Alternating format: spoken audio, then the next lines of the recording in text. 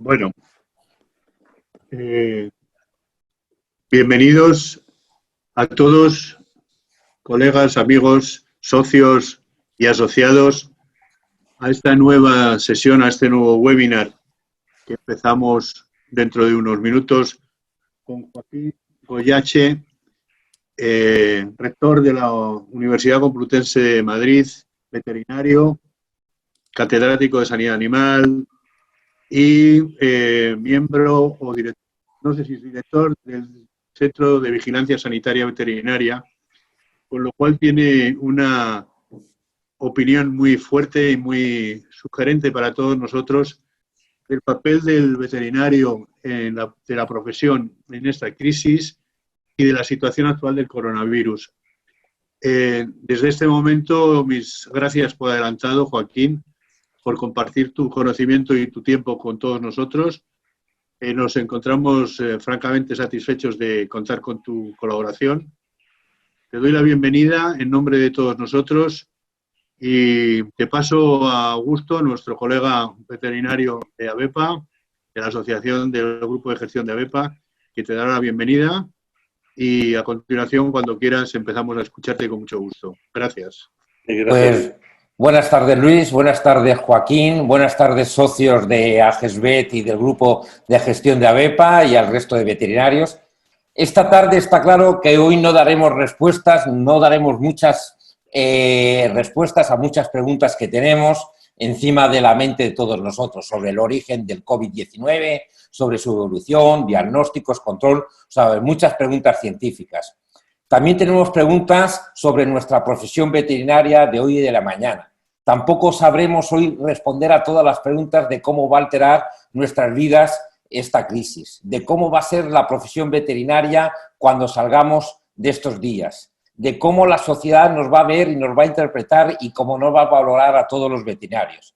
Todas estas preguntas, repito, hoy no serán contestadas, pero desde luego en el ánimo de AGESVET y del Grupo de Gestión de ABEPA, con Joaquín Goyache, intentaremos dar respuestas durante una hora a la mayoría de estas preguntas, ¿de acuerdo? Muchísimas gracias, Joaquín, gracias por compartir esta tarde-noche con el resto de veterinarios, ¿de acuerdo?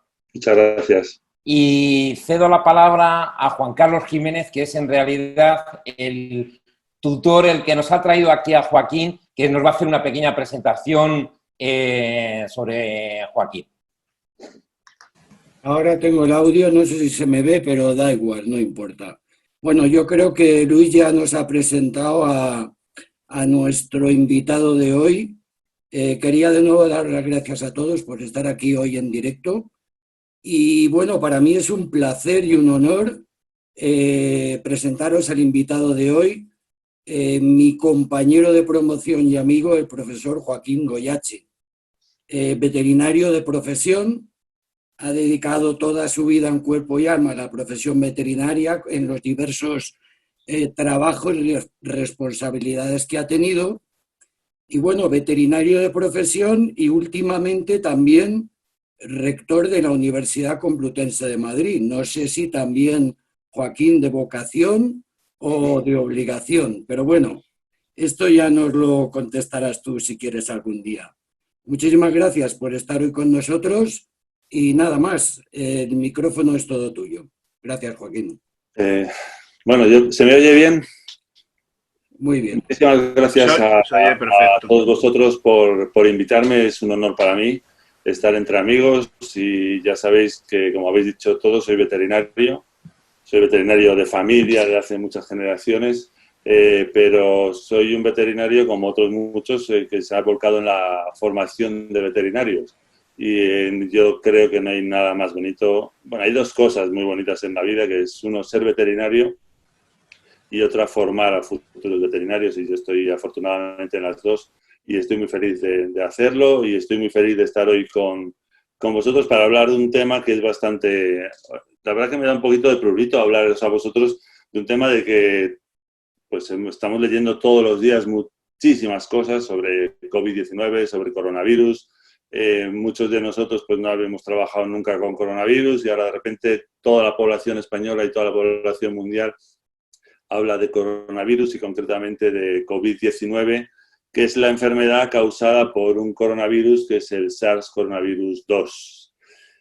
Bueno, como sabéis todos, esto es claramente una enfermedad emergente, una enfermedad que ha surgido de repente, concretamente en el mes de enero, principalmente a finales de diciembre, causado por un virus que desconocíamos hasta hace unas semanas.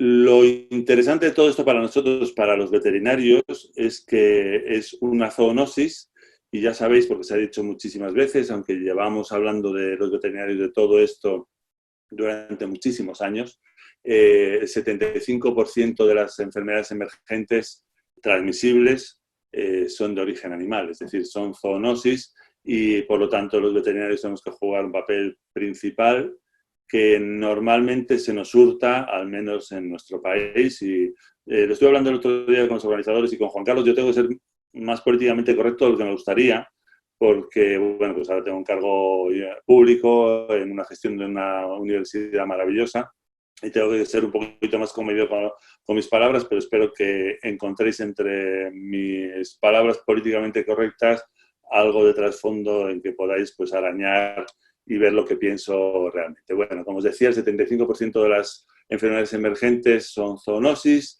y si os pongo ejemplos de enfermedades emergentes que fueron en su tiempo, y os voy a poner ejemplos de enfermedades emergentes transmisibles que son zoonosis, tenemos años 80, el SIDA, tenemos la gripe aviar altamente, o influenza aviar altamente patógena, el ébola es una zoonosis, las enfermedades infecciosas causadas por los virus Hendra y Nipah, el SARS, el MERS, que ahora hablaremos de ellos, el Zika, el dengue, el Crimea-Congo. Ya con esas ya os valdría para comprender que el papel de los reservorios animales es tremendamente importante. Y lo más llamativo de todo esto, que no sé si tendréis esa percepción o yo quizás me estoy equivocando, pero creo que no me equivoco, es que estos procesos causan miedo, aparte de muerte y dolor, causan miedo en la población, y sobre todo cuando se desconfina, como está ocurriendo en estos momentos.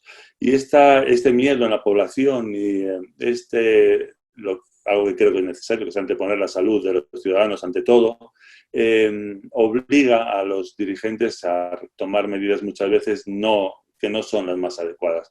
Sobre todo medidas que se toman con falta de datos. Os voy a poner un par de ejemplos antes de comenzar ya con la charla propiamente dicha. ¿Os acordáis de la crisis que hubo con la gripe aviar por H5N1? Que venía, que nos íbamos a morir todos, y estas cuestiones, y que hizo que todos los países europeos y todos los países occidentales hicieran una acumulación de vacunas que todo el mundo sabíamos, todos los veterinarios sabíamos que no iba a servir para nada, que no se habían producido en condiciones adecuadas, que no se habían probado adecuadamente, y se hizo porque había una presión social frente a ello.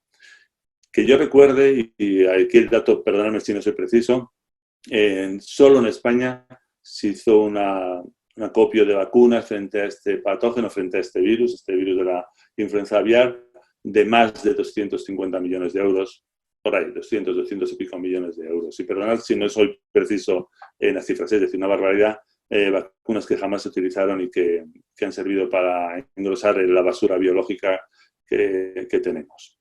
Y luego otra segunda crisis sanitaria, por poner algo reciente, que fue el del ébola, cuando repatriamos a 2 compatriotas que desafortunadamente fallecieron y se produjo un contagio de una técnico sanitaria que a su vez infectó a un famoso perro y que causó una crisis social sin precedentes, diciendo también de nuevo con temor, cuando todos sabíamos que precisamente el ébola, tal como está ahora, claro, en nuestro entorno con la estructura sanitaria que tenemos, pues es tremendamente fácil o muy fácil de controlar.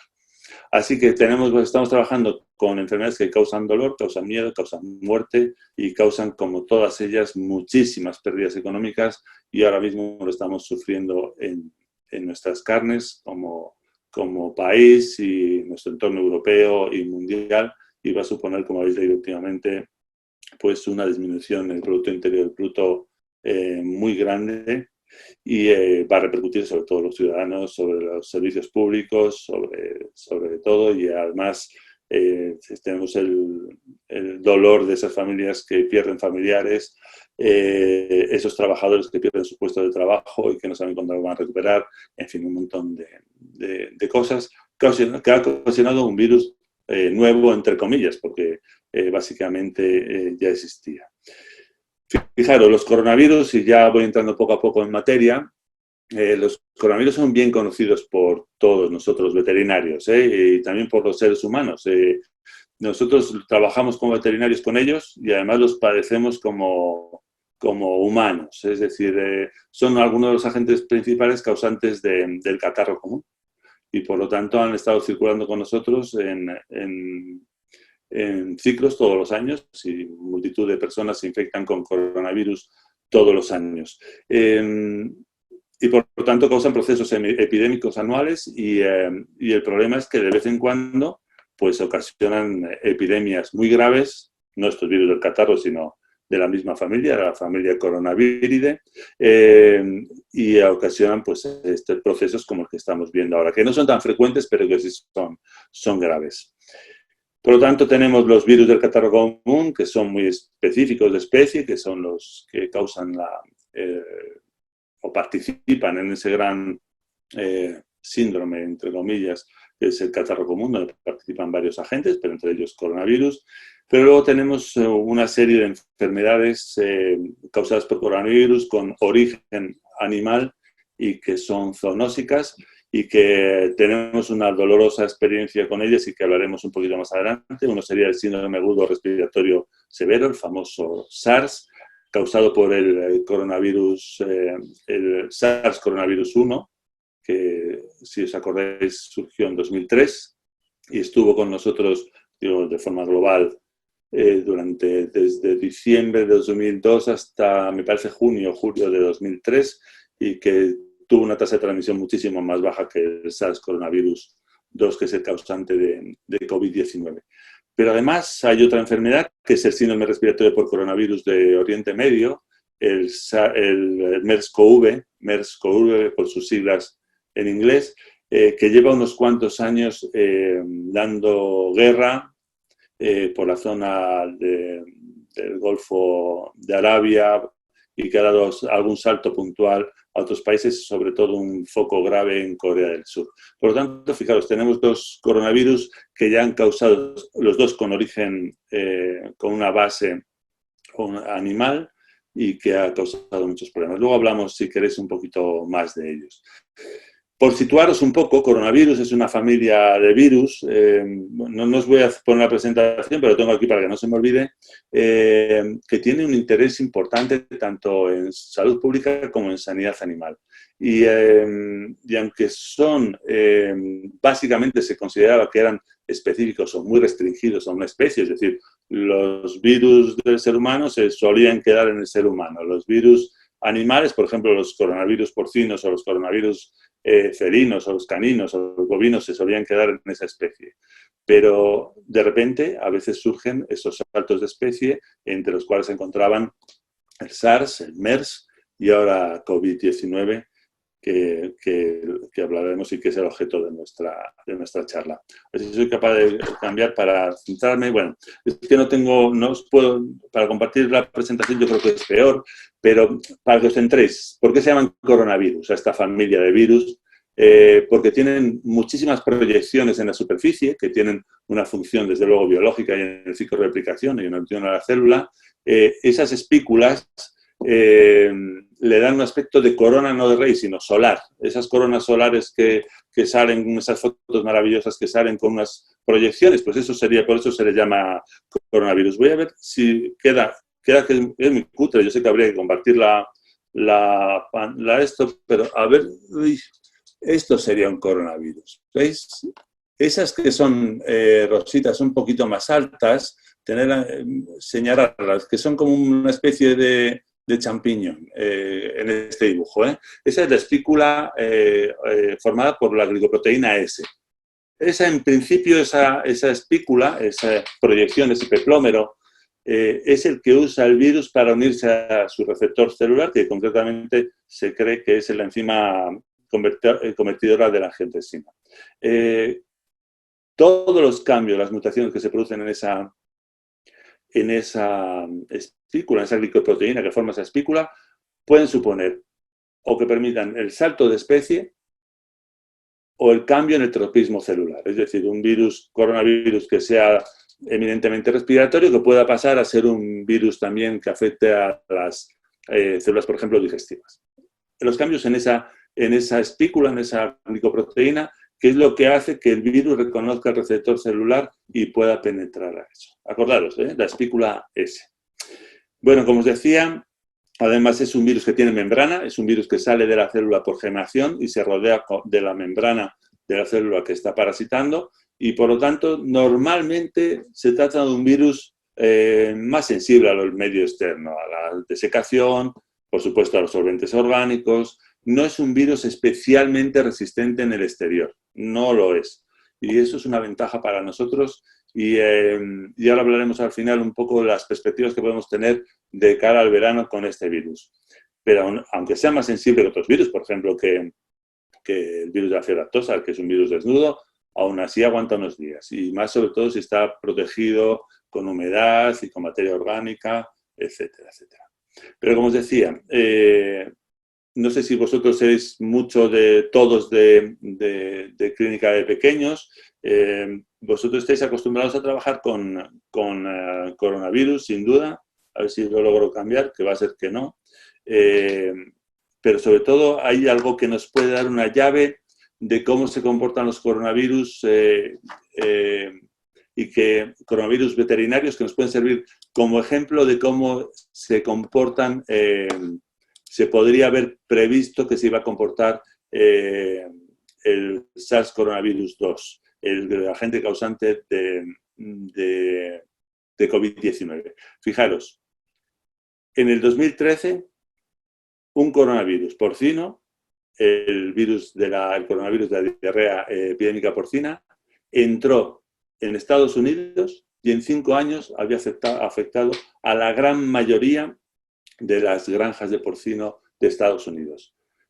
Un coronavirus que estaba por la zona de Asia y que demostró cómo simplemente la globalización en el transporte de materias primas puede hacer que un coronavirus dé un salto de continente y ocasione unas pérdidas brutales dentro de un sistema productivo. Este es un coronavirus eminentemente veterinario y que demuestra cómo se podría haber previsto, una vez que surgió en Wuhan, en China, cómo se podía haber previsto que se podía haber comportado. Es decir, que no se le iba a poder poner puertas al campo y que en un mundo interconectado y globalizado como el nuestro, lo más probable es que el virus que estaba dando la lata en Wuhan y que se transmitía por vía respiratoria, es decir, tanto directa como indirectamente, por contacto con superficies también, que estuvieran contaminadas, cómo se podía comportar y era imposible evitar que pasara a otros países y a otros continentes como así ha sido. Por lo tanto, las epidemias y las pandemias por coronavirus no son nada raras y estamos acostumbrados los veterinarios a trabajar con ellas. He de deciros que los coronavirus entre sí tienen un cierto grado de protección cruzada, pero no mucha. En algunos casos del ganado porcino, en España, nos protegió frente a algún coronavirus más patológico el que hubiera el coronavirus con una baja patogenicidad circulando por nuestro país entre la cabaña porcina y que nos protegió frente a la entrada de otro coronavirus que era bastante más grave. Pero no penséis que va a haber una protección cruzada, aunque hay que estudiar muchísimo más para todo eso.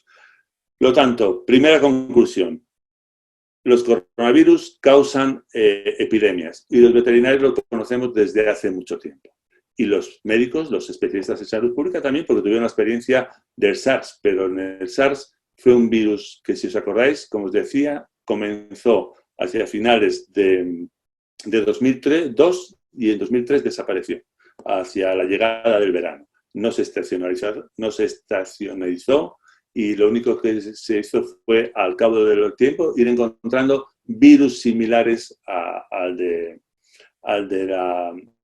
SARS. Y fijaros cómo ahora hemos encontrado uno bastante similar que ha causado COVID-19, que seguramente será diferente, no sea una derivada o un derivado directo del originario del SARS. Si pasamos un poco a ver si soy capaz de adelantar, que me parece que va a ser que no, porque se me ha ido el... Bueno. En clínica de pequeños animales tenéis mucha experiencia con el coronavirus, el causante de la peritonitis infecciosa felina. Es decir, son los coronavirus algo desconocido para la práctica de los clínicos de pequeñños animales, y también sabéis que hay coronavirus en perros, aunque tienen una gravedad un poquito menor. Pero en gatos sabéis que esa mutación que se produce de otro coronavirus puede causar un síndrome muy grave, que normalmente se desarrolla, aunque no siempre. He leído alguna vez que dice que siempre, pero no siempre. Hay casos en que no, casos fatales y que acaban con la muerte del gato. A ver si... Pues va a ser que no me deja. Es que quería no olvidarme de las cosas que había puesto, pero hablaremos un poquito más. Fijaros, tanto SARS como MERS, es decir, los virus causantes del síndrome agudo respiratorio severo y el del síndrome por coronavirus de Oriente Medio, tienen una característica común que comparten con SARS-CoV-2, que es el causante de COVID-19. Ambos tienen un reservorio animal. Y ambos se estima que surgieron en murciélagos. Estimamos que SARS-CoV-2 también tiene un origen en murciélagos, pero hay que estudiar bastante más cómo ocurre. Pero aunque tiene un origen en murciélagos, tanto el agente causante de SARS como el agente causante del MERS, antes de pasar al ser humano, necesitó un salto interespecie, una adaptación a una especie previa, que en el caso del SARS, coronavirus 1, fue la civeta y algún otro mamífero, y en el caso del MERS es el dromedario. El número de casos que encontramos tanto en unos como en otros no son altos. No se pueden comparar los que tenemos en el caso de COVID-19.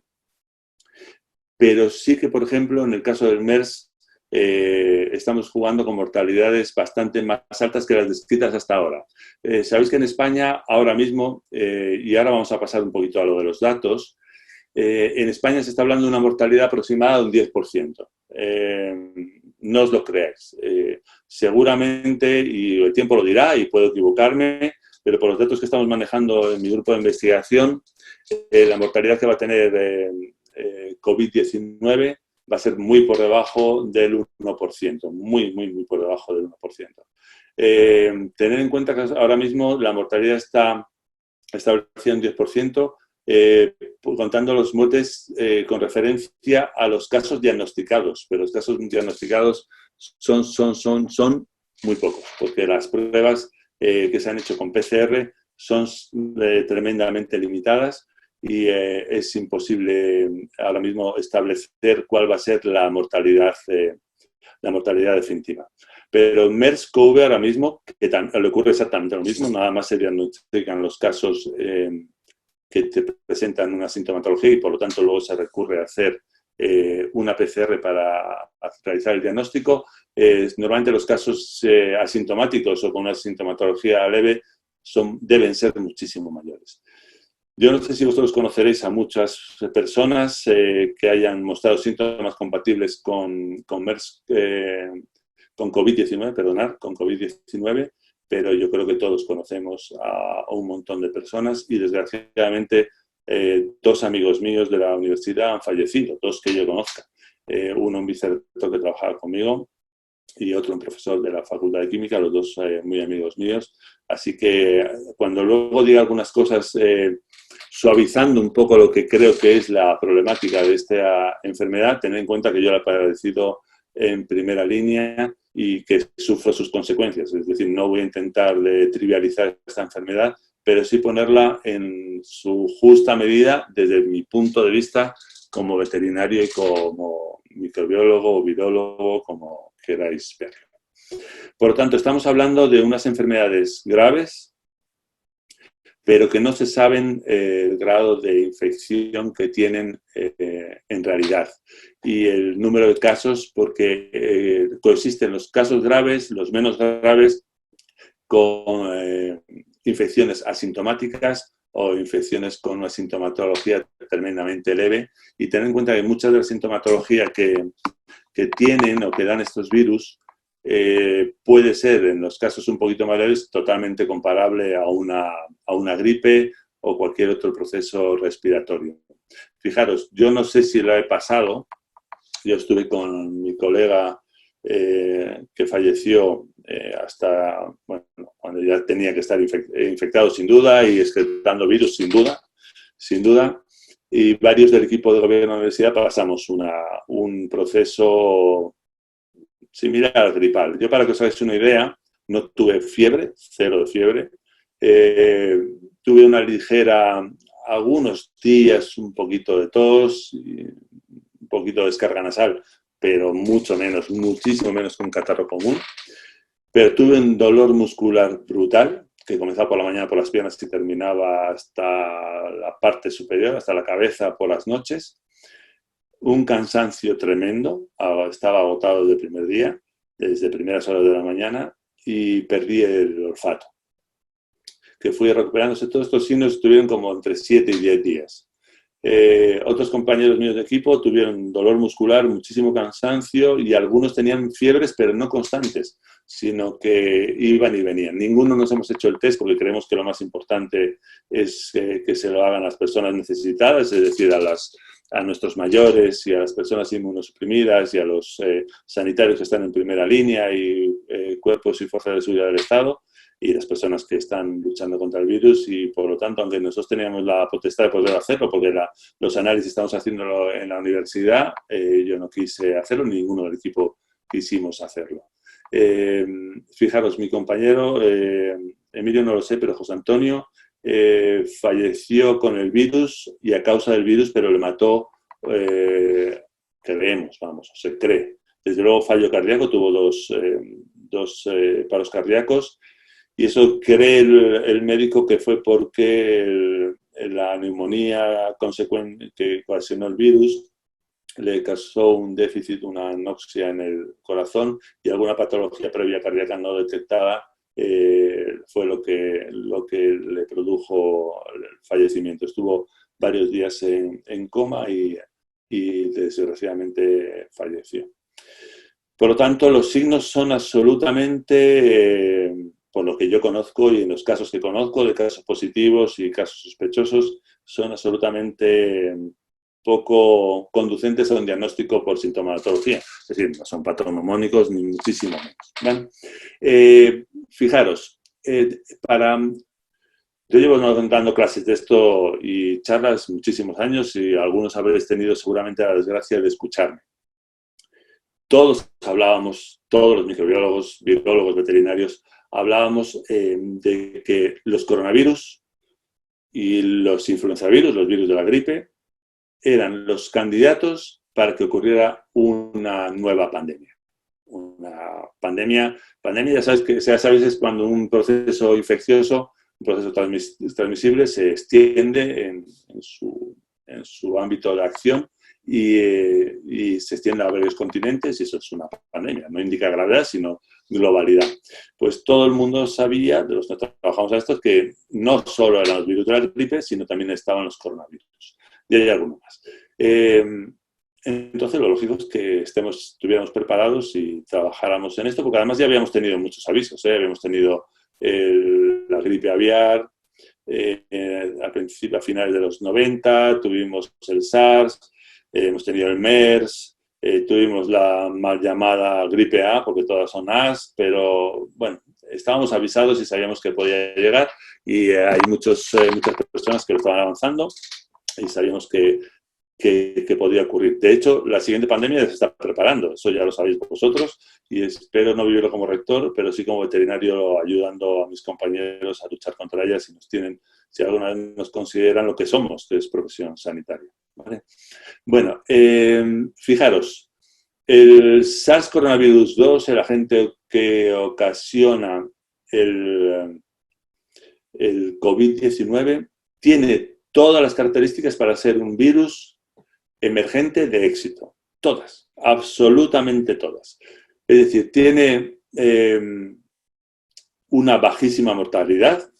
Ya lo sé, cuando a alguien le toca es altísima, y cuando te toca a alguien, y lo siento, lo primero, supongo que algunos de los que me estáis escuchando habréis tenido alguna pérdida de un familiar, un amigo, de un compañero, os acompaña el sentimiento de verdad. Pero si lo ponemos, lo relativizamos, de verdad estamos hablando de la parte técnica, no entremos en las partes emocionales, porque si no yo me echo a llorar pensando en mis amigos, ¿no? En la parte técnica tiene una relativamente baja mortalidad. Y ya veremos con el tiempo, si se hacen esos test masivos, veremos si de verdad es tan baja como pensamos o se queda en un punto y medio, o en un punto medio, pero desde luego del 10%, como está establecido ahora en España, no va a ser. Eso tenerlo por seguro. Tiene una baja mortalidad y sobre todo tiene una característica muy buena para ser un virus emergente de éxito. Y es que nos infectamos y una gran parte de los infectados cursan la infección o bien sin sintomatología y siguen excretando el virus, o tenemos una sintomatología muy leve y excretamos el virus. Y por lo tanto no tomamos medidas restrictivas. Ya sabéis que ahora lo de la mascarilla y los guantes es algo que ha surgido ahora. Antes no era frecuente verlo en el metro, en los autobuses, en la calle, como sí ocurre en algunos otros países asiáticos. Tiene un número básico de reproducción este virus muy bajo, la R0, que es como se denomina, es decir, el número de nuevas infecciones a las que da lugar un individuo infectado durante el periodo de excreción en una población naif, virgen, sin inmunidad, como somos nosotros, está establecido entre el 2 y el 6,5. Es decir, serían capaces de infectar a un número bastante alto de personas. Y ya os digo, no solo los que están con síntomas, sino los que estamos asintomáticos o con una sintomatología muy leve. Por lo tanto, puede infectar a una persona, puede infectar a muchas y sin apenas mostrar sintomatología. Eso es éxito seguro para la supervivencia de un virus.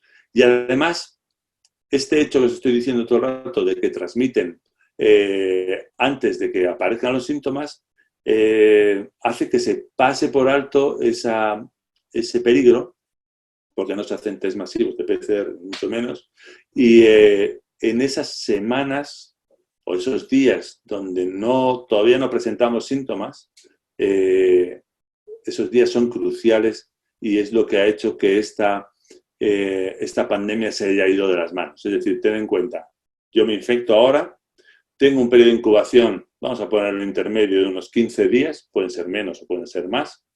Yo a partir del 6º, 7º, 8º día, yo ya puedo excretar, ya puede ser que excrete virus, y luego a los 15 días o los 20 días, o bien acabo con la infección, o he desarrollado una sintomatología leve, o una sintomatología grave o muy grave.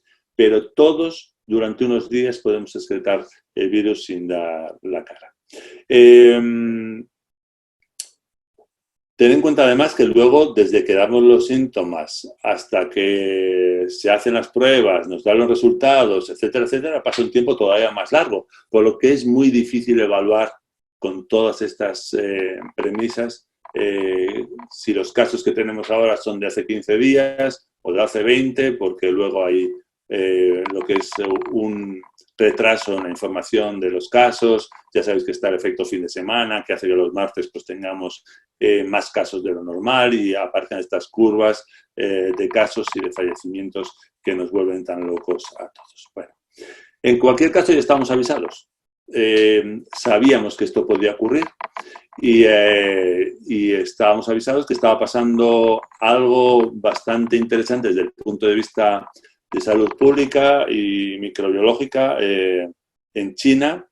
El primer caso, como sabéis, se notificó el 31 de diciembre de 2019 en la ciudad de Wuhan, en China, una ciudad que nos da 3 vueltas a cualquiera de las ciudades grandes españolas, es decir, una ciudad súper poblada, súper poblada. Como sabéis, el primer caso se diagnosticó en un mercado denominado húmedo de esa ciudad, y ahí han llegado muchos. Ahora estamos en la época de los bulos con esto de las redes sociales, como sabéis, y ahora está corriendo el bulo, estimo que será bulo, solo a mí ya me lo dijeron en enero, pero porque nos dedicamos a esto, de que había surgido en un laboratorio en la ciudad de Wuhan, un laboratorio que trabaja con coronavirus precisamente.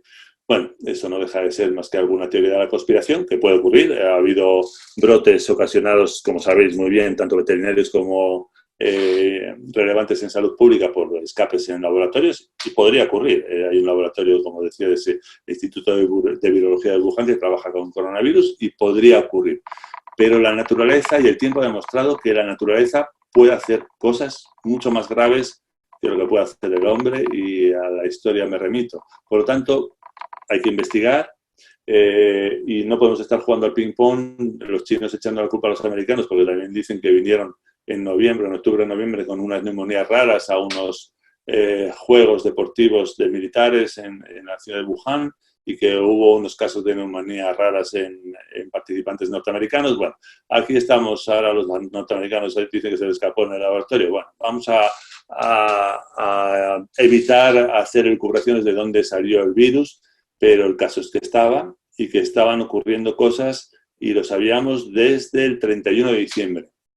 El virus, naturalmente, para cuando se diagnostica el primer caso, el virus ya estaba circulando entre la población humana unas semanas antes, y por lo tanto en diciembre ya había seguro casos en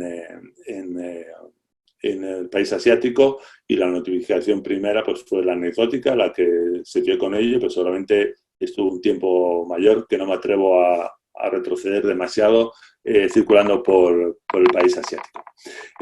Fijaros, de ahí pasó a varios países asiáticos, y en Europa los primeros casos notificados fueron a finales de enero. Concretamente, que yo recuerdo, el primero fue el día 28 en Alemania, de un alemán que se había infectado en una reunión de trabajo con una colega china que era asintomática. Fijaros, estamos hablando el 27-28 de diciembre. Eso quiere decir que tenía una incubación. Nos iríamos, el primer caso de infección en Europa sería la segunda semana, podría ser, de enero. Desde entonces, a finales de enero, empezaron varios países europeos a notificar. Entre ellos estaba Francia con 24 casos, Alemania con 27, Finlandia con 29, Suecia con 31, es decir, un goteo de casos que tenían una característica común, y era que todos los casos tenían un origen importado, es decir, venían por contactos con personas que habían estado procedentes de los países asiáticos donde estaba el brote activo de COVID-19, o personas que habían estado allí y se habían venido. En fin, cualquiera de las dos cosas. Eso hizo a las autoridades sanitarias internacionales, europeas sobre todo, estamos hablando de las europeas, pensar que como eran todos importados, que íbamos a poder contener el brote fácilmente, porque era muy fácil de identificar, y que no iba a pasar nada.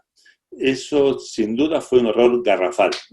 Fue un error o una política de avestruz de meter la cabeza en el agujero, que nos hizo perder muchísimas semanas que fueron claves a la hora de tomar medidas, que no quiero decir que sea la cuarentena, y ahora hablaremos un poco de ello, sino unas otras medidas que eran más sencillas y que habría sido buenas hacerlas y hacerlas con el aporte, al menos técnico y científico, de colegas veterinarios que trabajan en enfermedades transmisibles en veterinaria, porque sin duda somos la profesión que nos hemos enfrentado a más epidemias y a más pandemias en el mundo, y que hemos trabajado más en la erradicación de las enfermedades, y que no sabemos más que los médicos, ni mucho menos, ni más que los farmacéuticos, pero podemos aportar otro punto de vista, y sobre todo cuando hay animales que se considera que pueden ser el reservorio de este virus. Durante la primera semana de marzo ya se generalizó los problemas en toda Europa, pero fijaros, en esa época ya existían los problemas que tenemos ahora, una falta absoluta de datos. Y no solo en nuestro país. No penséis que España es el que peor lo está haciendo, que no creo que lo estemos haciendo muy bien, pero es una opinión muy personal. Esto espero que no se vea luego. No es que lo estemos haciendo muy bien, pero no lo estamos haciendo mucho peor que otros sitios. Claramente la salud no está coordinada, las medidas de salud no están coordinadas en Europa, en la Unión Europea estoy hablando, y cada uno hace lo que puede, como puede y donde puede. Y esto es un error. Si habéis visto, cada país notifica como le da la gana, unos cuentan solo los que se mueren en el hospital, otros los que mueren y han dado positivo a PCR, otros los que tienen sintomatología y otros no, en fin. No penséis que la falta de notificación o los errores de notificación ocurren solo en España, están ocurriendo en todo el mundo y tenemos una falta de datos preocupante. Cuando si nos hubieran preocupado los veterinarios, haberles dicho que hicieran un estudio serológico de PCR bien pautado y bien estudiado y con una buena corte y seguramente tendríamos ya la solución de cómo vamos. Mirad, una de las cosas que más me revienta, y perdonad la expresión, os habéis acordado que no se podían hacer muchas PCRs, no había kits, no había historias, no había aquí, no había allá, no teníamos ATS, no teníamos de nada. Mira, yo solo sé que todos los laboratorios oficiales veterinarios y todos los laboratorios de veterinaria que hay en nuestro país, si nos dan permiso, somos capaces de hacer 50 millones de PCRs al mes. Poned que sea 40 o 30. Fijaros la ayuda que podrían haber prestado los veterinarios para poder tomar decisiones con datos sobre la mesa. Y lo mismo va a ocurrir con la serología, que hablaremos luego un poquito más tarde. Bueno, no hay duda, sin duda, el número de infectados es muchísimo mayor. Tenía aquí los datos, perdonad, a ver si lo tengo yo por aquí.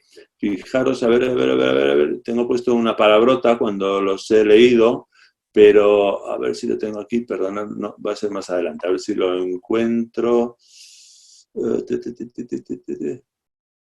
Mira, teóricamente a día de hoy, y me podré equivocar en España hay 200.000, un poquito más de 200.000 casos positivos.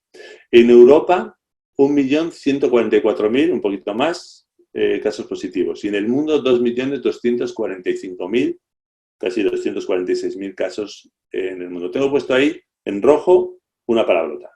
Vamos, no se lo cree nadie. Absolutamente nadie. Hay muchísimos más casos.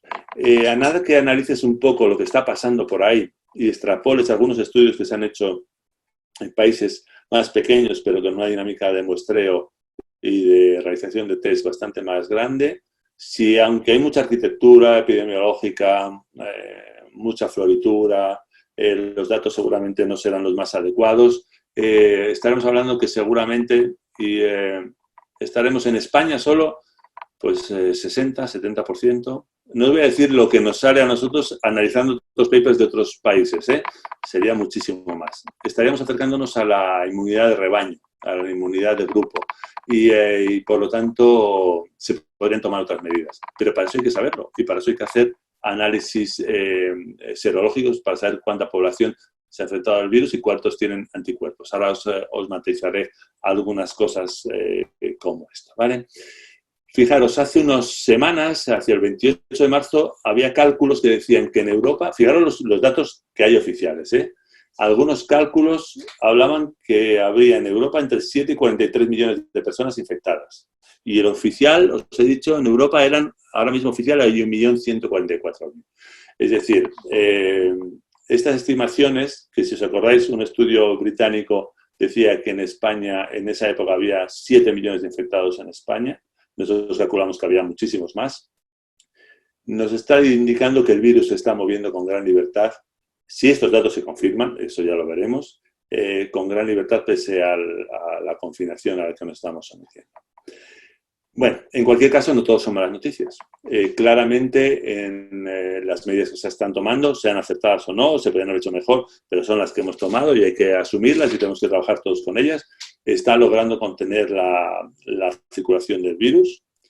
Veremos si se puede haber hecho un poquito mejor, os daré mi opinión en el pasado, pero las notificaciones han bajado muchísimo, los fallecimientos muchísimo. ¿Os acordáis que estuvimos entre los 8.000 y 9.000 casos diarios? 8.500 casos creo que fue lo máximo a finales de marzo y ahora claramente ha bajado y encontramos esa famosa aplanamiento de la curva y hay el descenso muy marcado, bastante menos marcado de lo que yo esperaba, hay que reconocer, yo esperaba que íbamos a ir más a prisa, pero estamos bajando claramente y esperemos tener buenas noticias más rápidamente en el futuro y ya habéis visto que ya nuestro sistema sanitario va a ser capaz de responder más eficazmente con las medidas que se han tomado.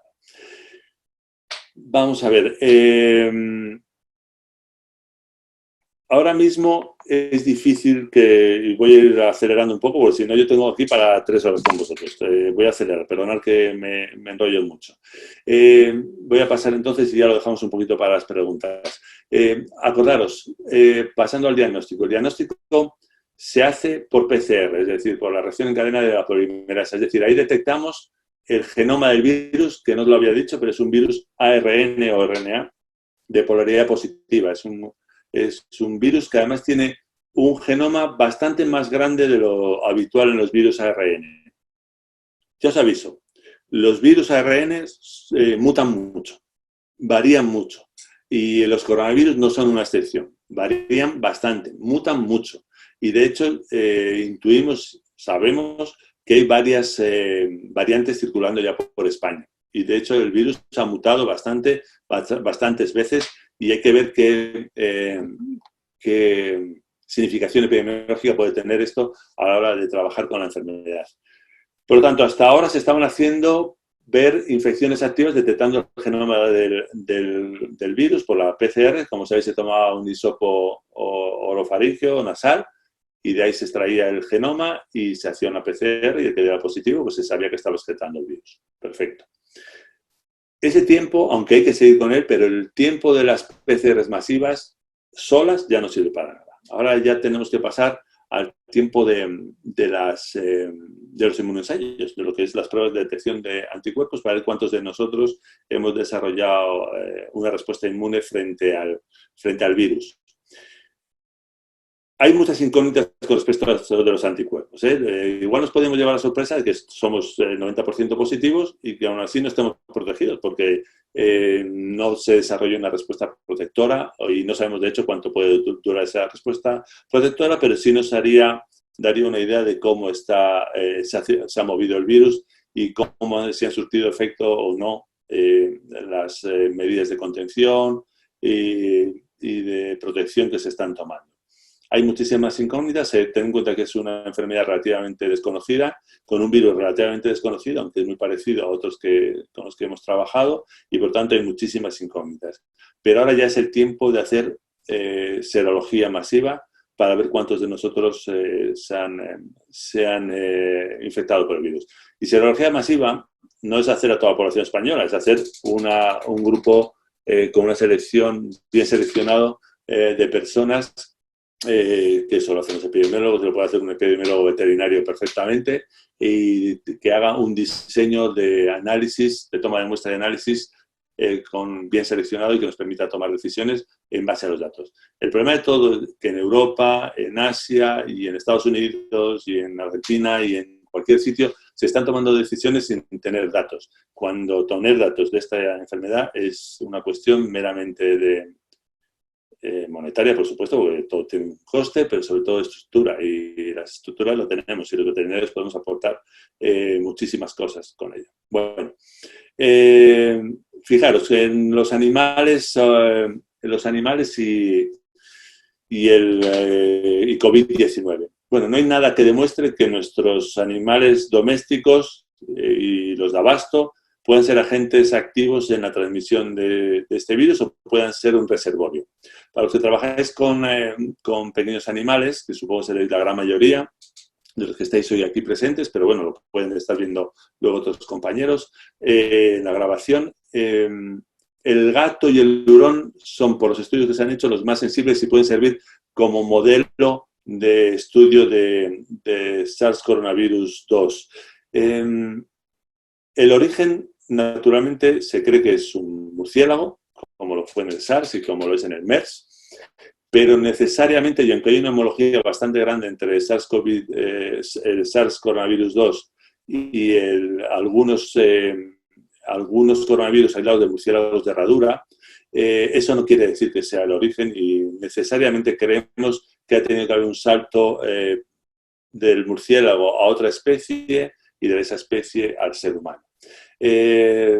Se hablaba mucho de muchas especies, todavía no está nada demostrado, o sea que no intentemos hacer ahora hacernos puzzles de qué podría haber sido, pero sí claramente el origen es animal. Y parece ser que, bueno, el primer caso sí se dio en el mercado húmedo de Wuhan, pero en esa época donde se describió el primer caso no había murciélagos porque estaban hibernando, no se comían murciélagos. Y es muy probable que el murciélago haya dado salto, como os decía, a otra especie animal o que haya sido en otro lugar y no es en ese mercado donde una persona se haya infectado con el virus, haya llegado de forma sintomática y haya producido la infección en el mercado de Wuhan. Es decir, ahora mismo hay muchísimas incógnitas, pero sí se supone que tiene una base cierta el que sea un origen de murciélagos. Como sabéis, los murciélagos tienen una diversidad biológica muy grande con un gran número de virus muy diversos y son un reservorio de riqueza biológica tremenda y podría haber ocurrido. Perdón que voy súper tarde, súper mal. Bueno, como os decía, los gatos y los hurones son bastante sensibles en los estudios experimentales que se han hecho, pero no parecen ser un reservorio importante ni que sean un foco de infección para el propietario. Parecen ser un fondo de saco y que no hay tasa de viremia suficiente para producir una infección o transmitir, ni siquiera de forma pasiva, no se ha demostrado al ser humano y por lo tanto no parecen tener un papel relevante por ahora en el mantenimiento y la transmisión de este virus, de esta enfermedad.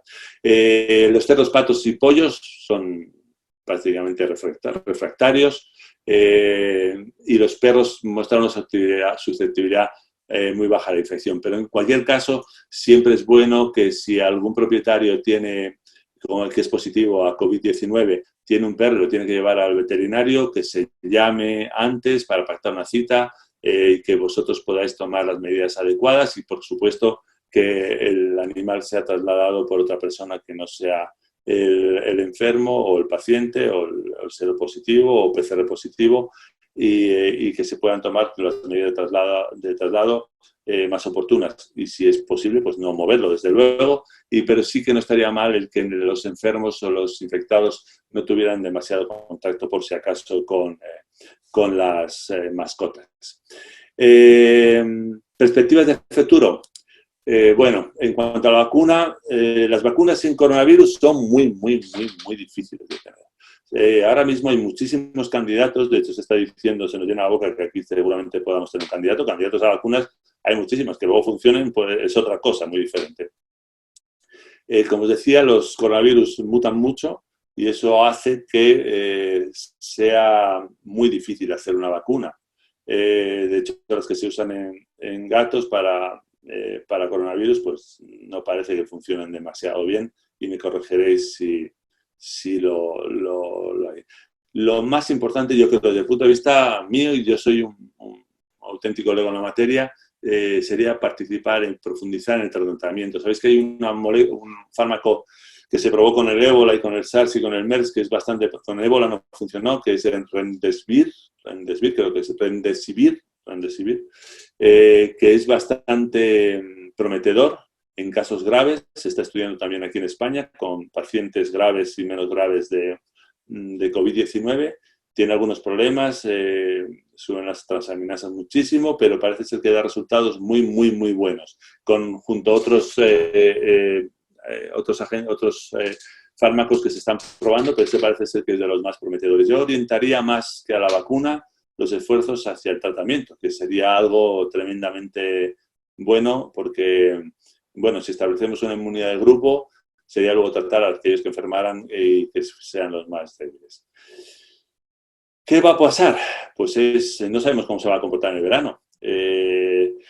Fijaros, SARS desapareció, MERS se ha quedado durante muchos años, pero no parece que tenga una estacionalidad, es decir, no parece que en la península arábiga no parece ser que sea estacional, sino que se asocia más a las actividades con los dromedarios, es decir, una actividad de mayor contacto que aumenten mercados y carreras, que aumentan el contacto con los dromedarios, y no sabemos cómo se va a comportar no sabemos si va a ser muy lábil a la insolación, no tanto al calor. Se habla mucho del calor y no es tanto, sino a la insolación. Es verdad que el calor hace que nuestras vías respiratorias estén mucho más en mejor estado, más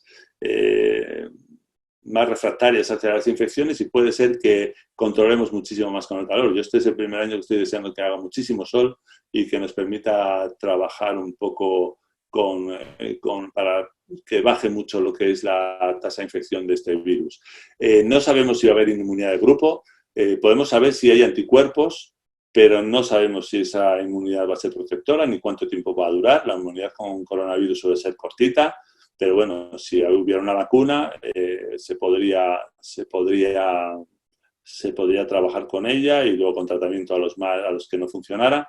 Pero en cualquier caso, acordaros que una vez tener en cuenta que este virus se ha encontrado en una población inmunológicamente virgen y por eso nos está dando tan fuerte, sobre todo a nuestros mayores y a los inmunosuprimidos.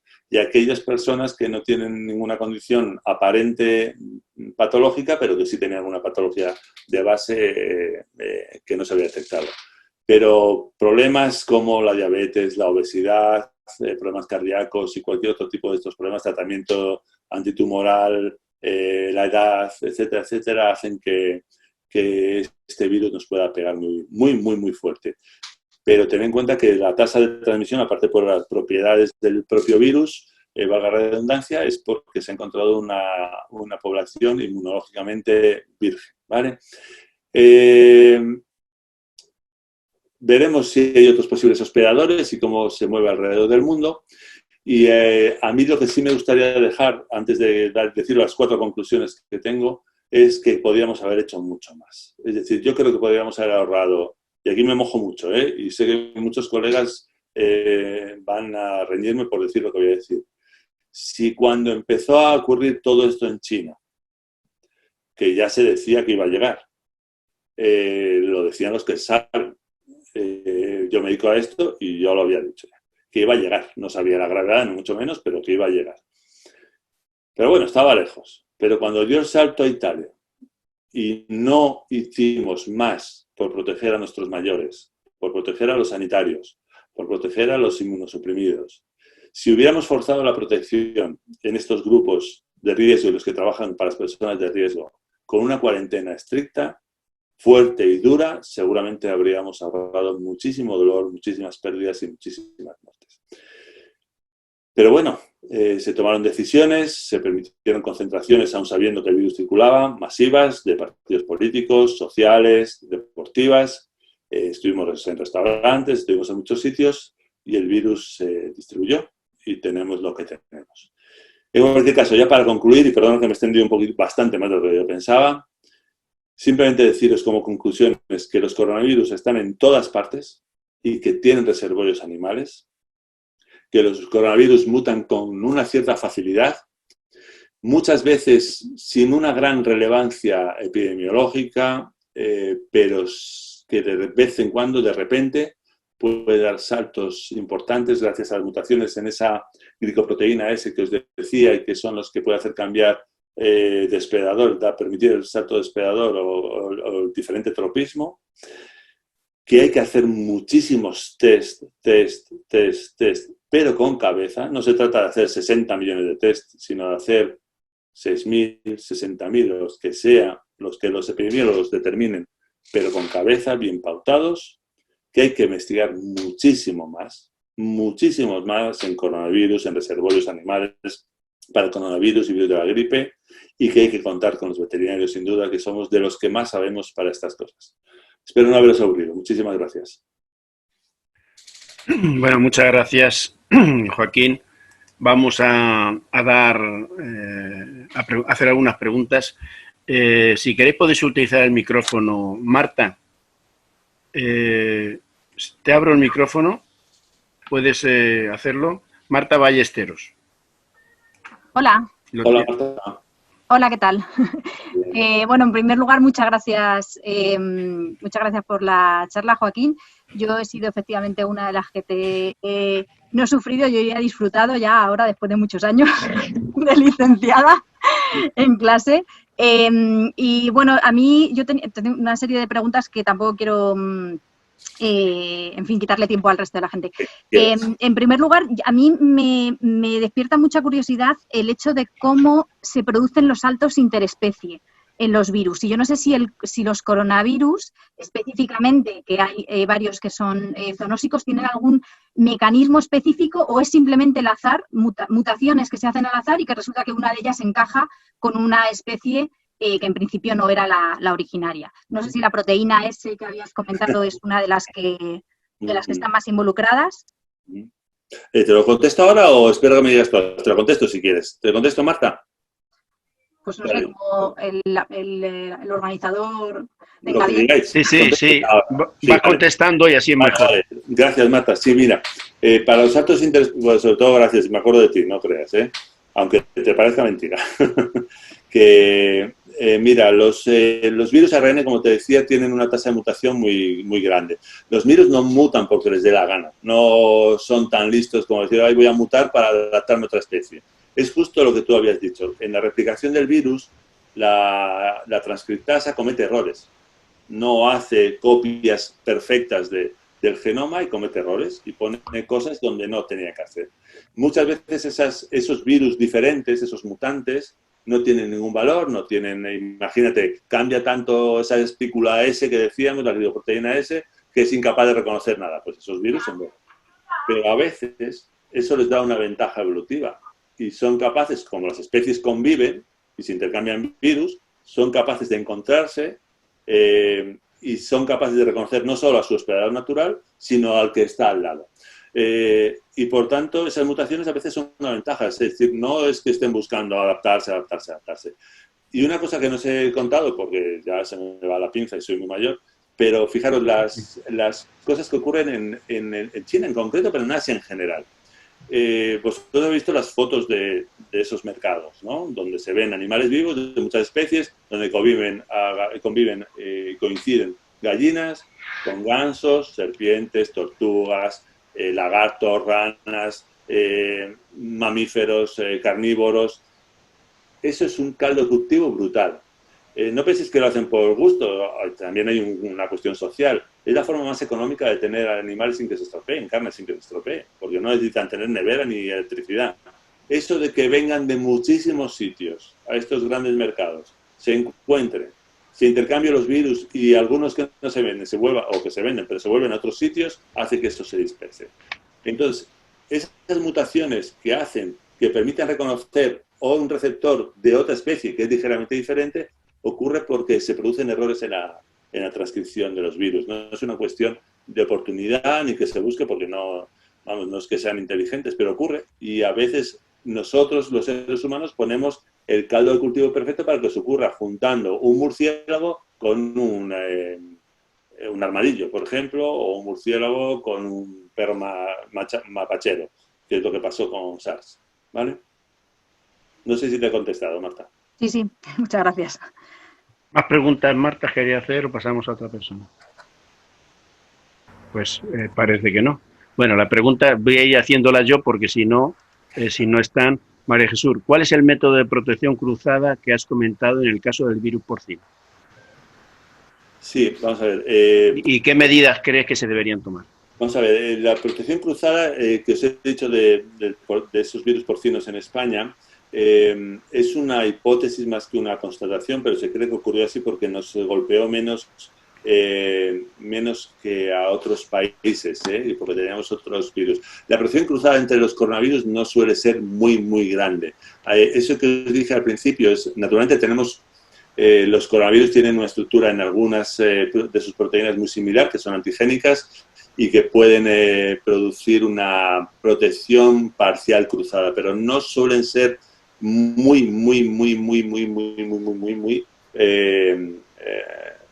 similares o tan similares como para hacer una protección cruzada.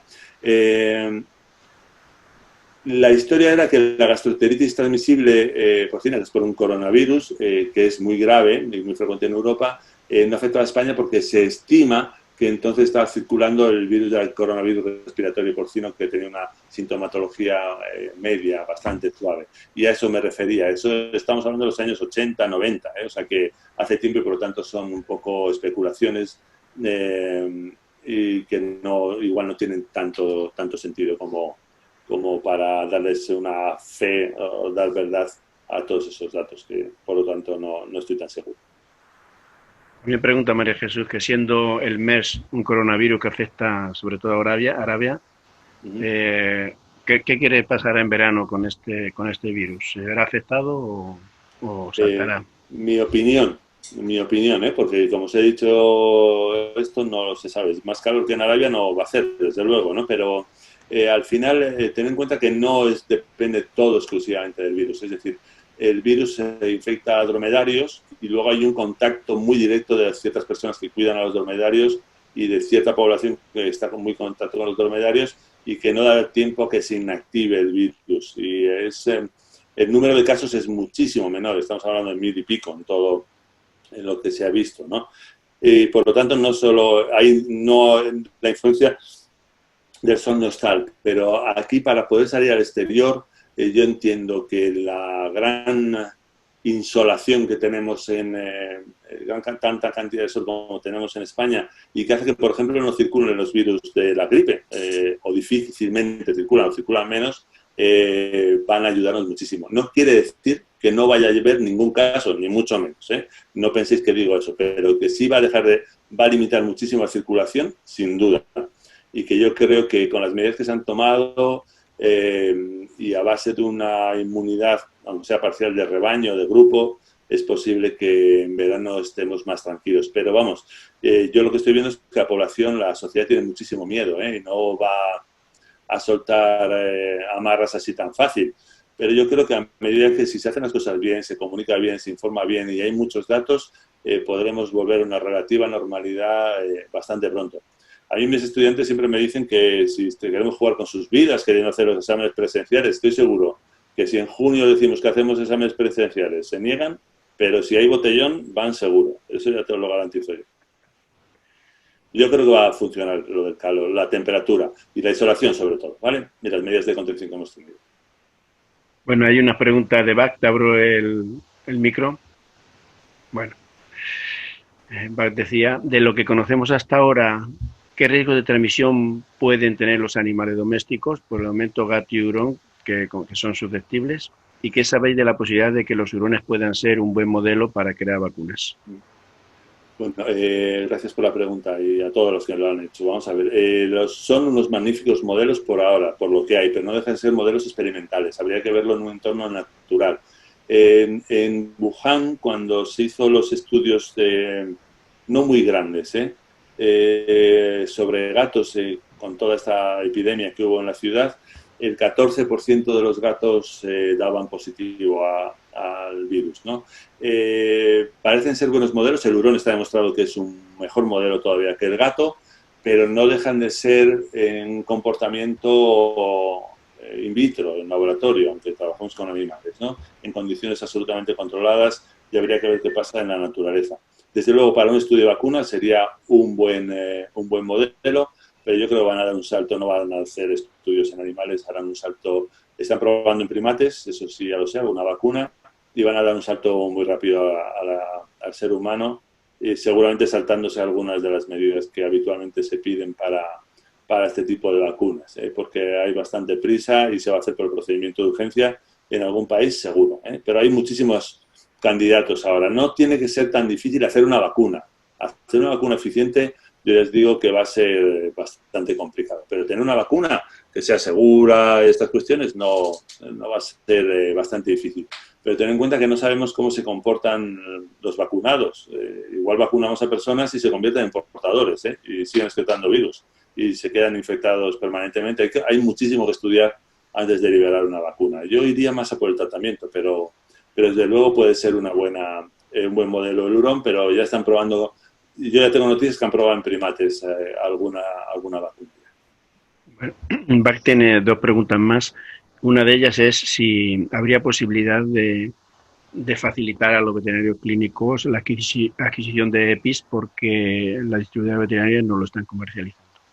Pues está complicado. Fijaros, nosotros en la universidad ya sabéis que estamos haciendo diagnóstico en la Complutense, estamos haciendo ahora mismo unas 500 PCRs, vamos a entrar en una experiencia, bueno, con un convenio con laboratorio es posible que hagamos test inmunológicos y estamos fabricando EPIs porque todos los que teníamos los hemos donado a los sanitarios y a los cuerpos y fuerzas de seguridad del Estado y por lo tanto no tenemos, hay pocos EPIs. Parece ser que ahora van a traer y van a regular el precio, pero hasta ahora mismo nosotros no disponemos. Estamos nosotros fabricando de estas viseras con impresoras láser y tenemos también mascarillas y batas, porque ni siquiera para los sanitarios en Madrid hay suficientes. Es complicado. Parece que no puedo determinar tu ubicación actual. Esperar que tengo aquí a Siri que me está fastidiando.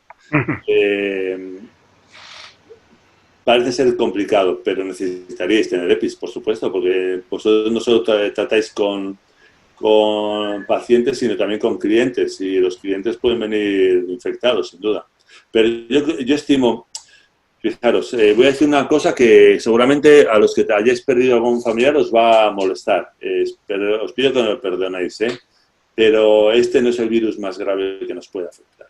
Y pueden venir mucho peores en un periodo de tiempo que es indeterminado, pero este virus, y mira que me ha dado a mí fuerte y seguramente a muchos de vosotros habrá dado fuerte, y perdonadme si os ofendo, pero este no es el peor. Y al menos nos va a servir de entrenamiento, esperemos, para aprender lo que no tenemos que hacer y lo que sí tenemos que hacer para las próximas veces. Los veterinarios tenéis que tener, sois una profesión sanitaria, somos una profesión sanitaria y tratáis con personas. Y esas personas pueden estar infectadas y estáis en contacto cercano con personas. Pero yo creo que sois profesionales sanitarios, sabéis lo que tenéis que hacer, con las medidas de protección menores que las que se tienen. Ten en cuenta que los que van enfundados con los EPIs están tratando con pacientes positivos y que excretan una cantidad de virus muy grandes. En principio, nosotros con mascarilla, incluso con alguna visera y guantes, y manteniendo al propietario lo más lejos posible. Ya sé que a veces es imposible, porque necesitáis a veces incluso de su ayuda, pero no tendría por qué ser un problema. Pero EPIs ahora mismo hay muy pocos, por no decir ninguno. No nos van a proporcionarse.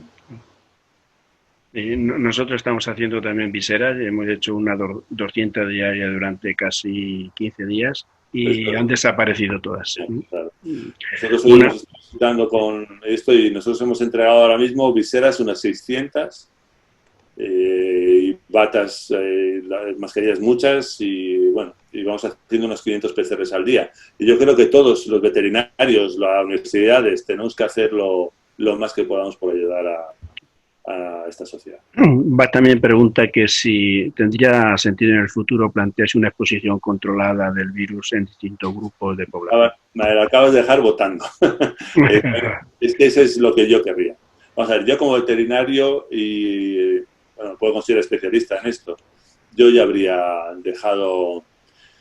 comenzado el desconfinamiento, como se quiera llamar, habría comenzado ya hace un tiempo. Muy controlado, desde luego, extremando las precauciones con las residencias, con los mayores, con los inmunosuprimidos, con los sanitarios, pero habría empezado más despacio, cada uno, vamos a ver. Es que ahora, además, hay una falsa sensación de seguridad. Algunos de vosotros y de nosotros trabajamos, tomamos las mascarillas, estamos en contacto, unos guardamos mucho las precauciones y otros menos, y luego vuelves a casa y tienes a 5 personas confinadas a las que puedes contaminar o infectar porque te descuidas. No creéis que el confinamiento es, vamos, una protección segura, ni muchísimo menos. Yo habría empezado ya, y habría empezado seguramente, desde luego, por los niños, por la gente más joven, con distanciamiento social, por supuesto, pero que el virus circule lo más posible entre los fuertes. Y el que, bueno, si alguno, yo no sé, yo podría caer en el camino, ¿no? Pero igual estando en casa también. Yo sí haría lo que tú dices, un desconfinamiento ya rápido, pautado, bien estudiado, pero para eso necesitamos tener datos, si no los tenemos. Pero sí lo haría. Yo haría circular el virus. Tenemos 2 preguntas más y vamos a dejarlo, pues se está alargando muchísimo, ¿no? Claro. Patri nos dice, ¿qué se espera hacer con las vacunas? ¿Se plantea ponerlas a toda la población, solo la población de riesgo? Y si crees que habrá una segunda oleada. Bueno, vamos a ver.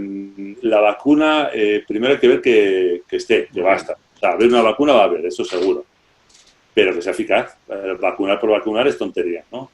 Fijaros, la vacuna de la gripe, un virus que muta más que este, pero la vacuna de la gripe se vacuna a todas las personas de riesgo que quieren y a nuestros mayores, a todos. Aún así mata a 6.000 personas todos los años en España. Y hay vacuna, y se vacuna. Es decir, no podemos pensar que la vacuna va a ser la solución, pero puede ayudar a estas personas. Yo vacunaría exclusivamente a las personas de riesgo. Si hay una vacuna que tenga una eficacia mínima, ¿no? Es decir, vacunaría a personas de riesgo y a sanitarios, sin duda. Entonces, que estarían los veterinarios que quisierais, porque tenéis un trato al público y, pues, personas que tratan mucho con el público y que son de primera necesidad, los veterinarios lo sois, o lo somos, o sea, eso está claro. Y luego, una segunda oleada, pues yo espero que no, pero es probable que sí la haya. Pero, desde luego, mucho menor, con muchos menos casos y seguramente menos grave. Bien. ¿Cómo es de importante la carga viral en la gravedad del cuadro clínico? Pues se desconoce... Sí, perdona. Sí, y si podría agravarse el cuadro de una persona que ya estuviese infestada. Si sigue en contacto con el virus continuamente. Sí, vamos a ver. La carga viral es tan importante como en todas las infecciones víricas, por los datos que yo sé, pero es más importante cómo reacciona el individuo frente a la infección.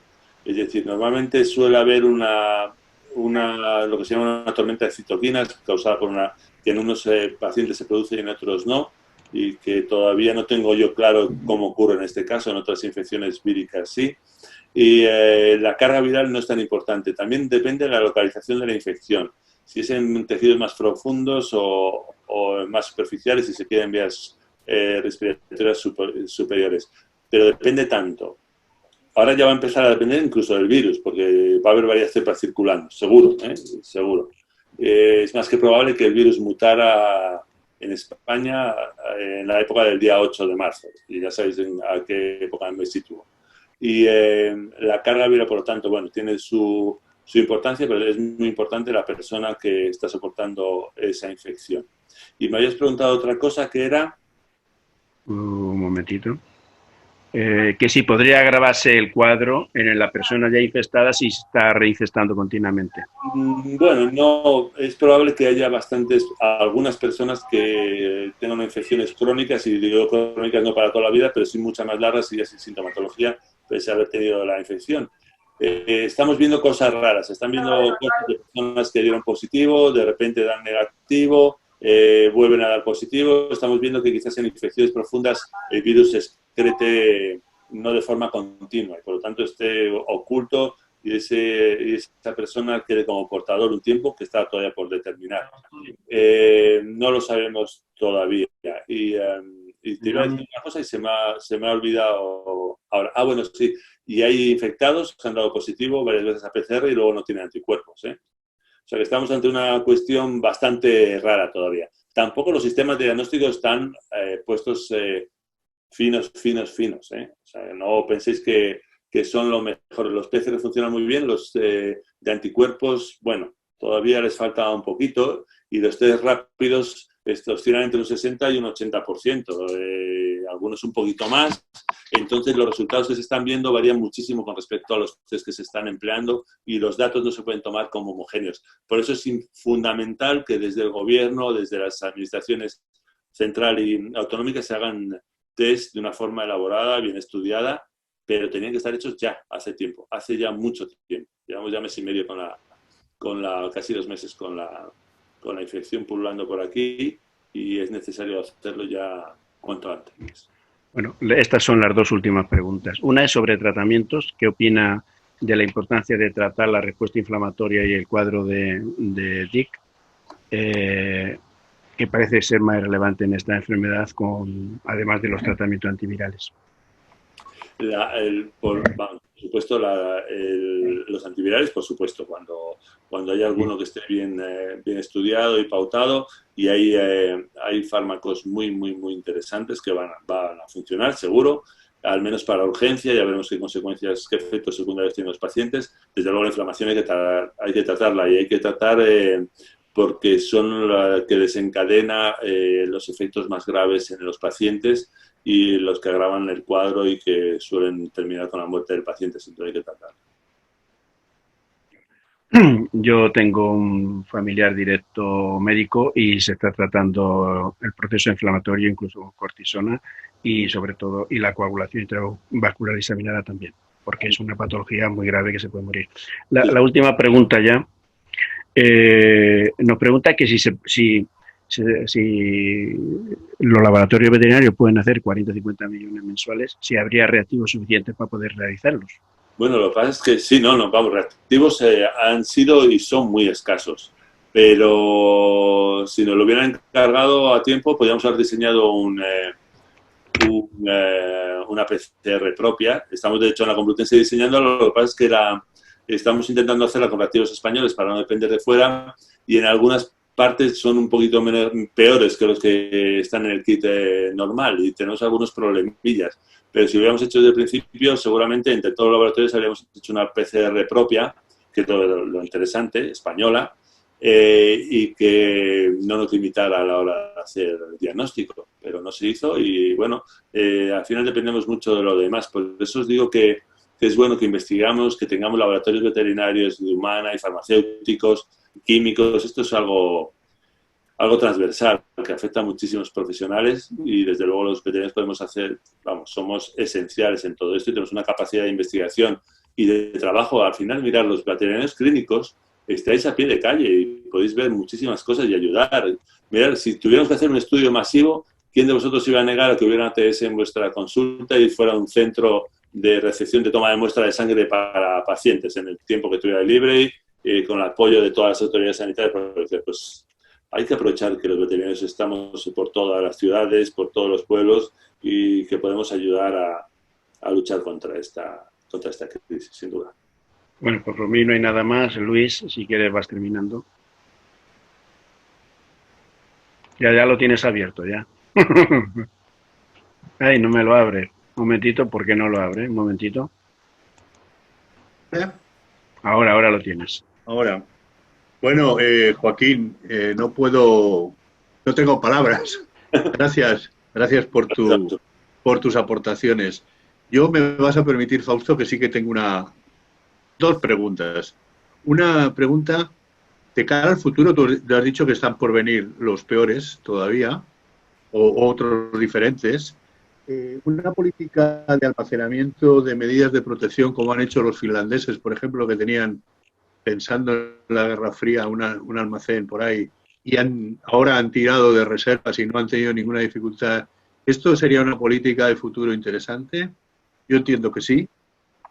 Y la segunda pregunta, si la vacuna crees tú que no va a ser lo más importante, los medicamentos, creo que ya lo has dicho, pero bueno, los medicamentos, los antivirales o estos productos a base de cloro, las clorinas, el dióxido de cloro, ¿tienen algún tipo de futuro, por decirlo así? Muchas gracias. Sí, mira, lo de Finlandia y estos países, no es lo mismo trabajar en una población mucho más pequeña, es decir, es mucho más fácil.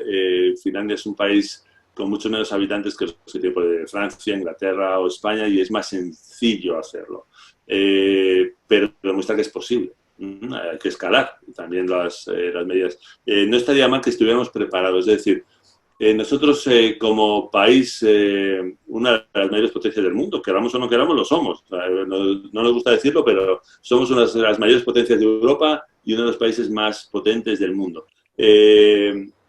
Pero solemos apostar por la improvisación, como es verdad, improvisamos un poco, no tenemos medidas. Es verdad que tener todo el sistema como el que tienen los finlandeses o otros sistemas de otros países es caro, eso cuesta dinero. Y tener una red de laboratorios o de hospitales preparados para esto es caro y cuesta dinero. Pero yo creo que estamos en una sociedad de bienestar y que tenemos que apostar por estas cosas. Y desde luego yo lo haría.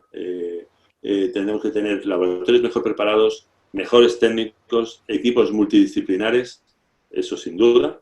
Y desde luego, ahora ya tenemos que aprender que cuando veamos que algo está pasando, aunque sea a 6.000 kilómetros de distancia, agarrarnos los machos y tomar medidas. Y las medidas es proteger a los más débiles, siempre. Y seguramente nos vamos a replantear lo que es nuestra sociedad.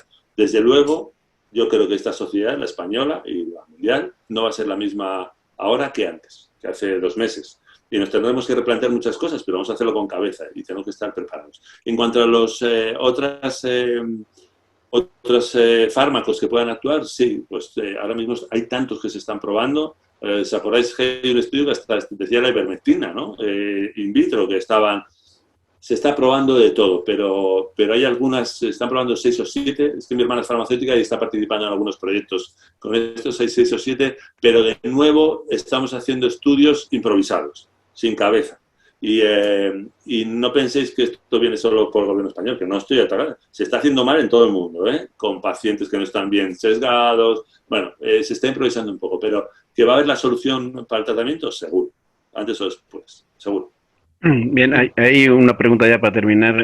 Francisco Javier dice que si se ha observado en pacientes con niveles bajos de vitamina D que son mucho más susceptibles y más graves. Yo he leído poco de eso. Mi pareja, Ana, es nutricionista y ella me ha dicho que sí, en algunos estudios, porque a ella le gusta mucho estas cosas. Yo la verdad que con la vitamina D he leído lo que he leído como vosotros en los diarios, o sea que no. Ella por algunos artículos que ha leído me ha dicho que sí, que hay una cierta relación, pero con lo que hay relación seguro es con la obesidad y la diabetes, eso seguro. O sea, son mucho más susceptibles al virus y tiene efectos mucho más graves. Con la vitamina D, lo que yo he oído es que sí, pero no he leído ningún artículo científico que lo pueda ratificar. De todas maneras, acordaros, ahora se está publicando muy rápido sobre COVID-19 y SARS-CoV-2. Ya veremos dentro de unos meses qué es verdad y qué es mentira. Está la gente todo muy rápido, pues ya ahora mismo el virus de interés y el virus en el que tenemos el foco en el mundo. Lo que pasa es que estamos tomando políticas muy diferentes unos países y otros, y que hagamos diferente a Estados Unidos, pues es lógico, pues son países diferentes, pero en la Unión Europea cada uno va a su bola, y tenemos un espacio común, o sea que es raro. Otra cosa que con los datos que a mí me sorprende es cuando dicen es que Estados Unidos tiene muchísimo más casos, que es el país con más casos del mundo ahora mismo, más muertes. Bueno, Estados Unidos es un poco más pequeño que toda la Unión Europea, o sea que hablar de eso de un país, comparar España con Estados Unidos es un poco. Estamos viendo como que los datos se mueven muy rápido, que tienen poco peso, entonces todavía estamos muy verdecitos en esta enfermedad. Bueno, pues en principio no hay nada más. Bueno, yo, aprovechando que eres rector de la universidad, te hago una pregunta. ¿Para cuándo la gestión en las carreras como veterinaria? Pues fijaros, la culpa en parte de la titulación que hay ahora en Madrid, la culpa fue mía, porque no logré convencer, ¿no? Te lo digo, pero, o sea, en el borrador primero que yo tenía estaba, pero no me dejaron meterlo porque, claro, ten en cuenta que es una facultad muy tradicional donde es difícil mover a infecciosas, a parasitarias, quitarle un poco para la gestión. Lo tenemos claro que es algo que hay que meter ya, pero yo no fui capaz de convencer de que saliera algo así, y es esencial, es que es esencial. La gestión somos unos profesionales evidentemente no solo sanitarios, sino también económicos, con una carga económica importante, y hay una gestión Sois todos muchos pymes, mini pymes y hay que gestionar. Y yo no fui capaz, o sea, mea culpa en esta cuestión. Pero todos sabemos que hay que entrar y hacerlo bien. Desde aquí, a GESBET y el grupo de gestión de ABEPA, te damos nuestra oferta, nuestra mano y nuestra colaboración para cuando tú quieras. Hecho, hecho. Gracias de nuevo, de verdad. Espero contar contigo en alguna otra ocasión si lo tienes a bien. Cuando queráis. Y desde luego te damos yo personalmente las gracias y en nombre de todos. Te paso a Augusto, que se despedía de ti también. Muchísimas gracias. Ha sido un placer. Lo mismo digo, yo he disfrutado mucho. Lo que pasa es que me gustaría más estar cerca de vosotros, que a mí esto de la pantalla no me gusta nada, ¿eh? Estamos confinados, estamos confinados. Próxima ya lo hacemos juntos y luego tomamos una cerveza. Perfecto. Bueno, Joaquín, muchas gracias. Sobre la última pregunta que te ha preguntado Luis, como te ha estado escuchando la decana de Madrid, pues me imagino que Cuca, sí, te ha estado escuchando Cuca. Pues... He estado esta mañana con ella en la facultad, que hemos estado viendo el laboratorio. No sabemos la suerte que tenemos con la decana que tenemos. Pues por eso, como Cuca te ha estado escuchando, pues entonces mañana pues, se pondrá manos a la obra. Y luego, tú estás acostumbrado como académico, como profesor, a valorar a tus estudiantes. Entonces, yo creo, ¿me entiendes?, que me vas a permitir, en nombre de AGESBET y del grupo de gestión y de las más de 100 personas que te hemos estado escuchando, o sea, valorarte. Has cubierto sobre todo las expectativas que nos habíamos marcado, o sea, que tienes un cum laude, ¿me entiendes?, en esta noche. Joaquín, muchas gracias, ¿de acuerdo? Y un saludo de todos nosotros. Gracias a vosotros y un honor. Y ánimo a luchar. Gracias. Chao, chao.